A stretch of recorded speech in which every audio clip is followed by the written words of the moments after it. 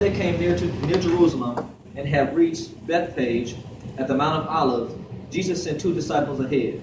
It doesn't really state here what two disciples he sent, which I guess that's not really the point. But I want to point that out is that just like in the Old Testament, when they said Cain and Abel out, that and Jesus also in Matthew chapter 10 sent disciples out two by two, that we're going to seek out something, going to find out something, going to a place maybe of not understanding. It's okay to take somebody with us. Okay, I know Abraham, he went out by himself, but that was a birthing out of a situation of negativity.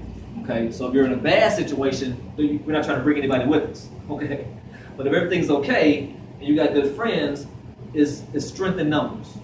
Okay, so this is a different situation. There were both of these were disciples, both men of God, and they took two together.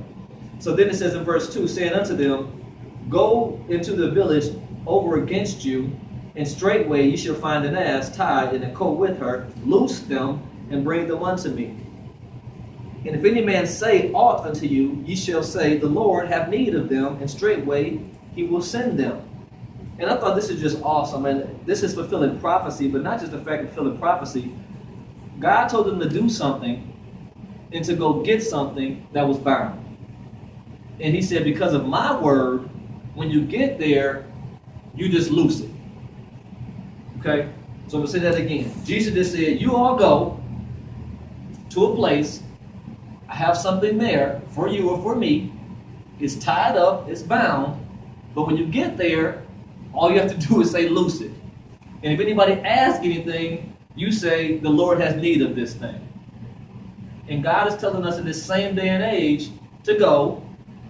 If you need a friend for help, take somebody with you. Need a business partner, get one. Need a spouse, maybe for your life, get one. Okay?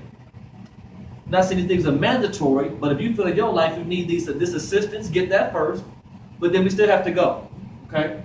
So once we're going, we're getting our thing that the devil may have tied up.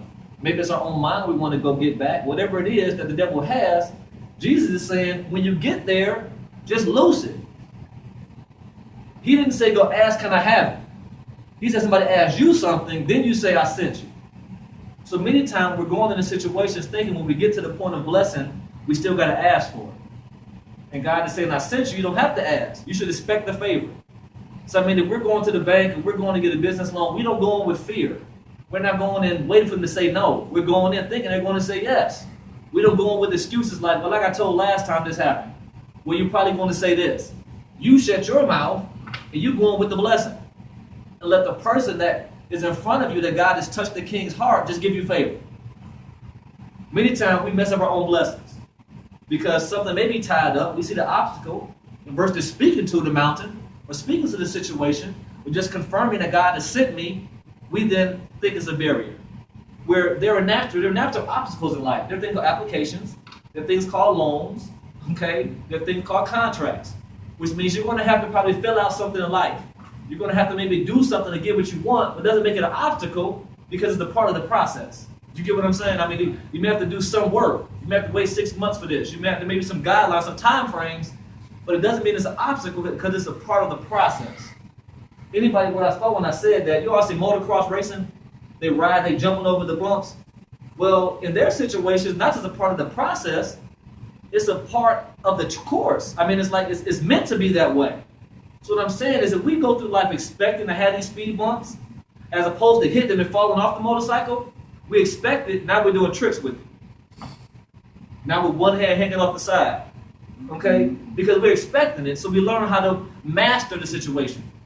We learn how to dominate in the midst of the storm versus knowing it's going to rain and not even taking an umbrella with us. Okay? So here, they go into the situation in verse 2. Let's go into the village over against you, and straightway you shall find an ass, which was a donkey, and a colt with her, which was a baby donkey, female, and bring them unto me.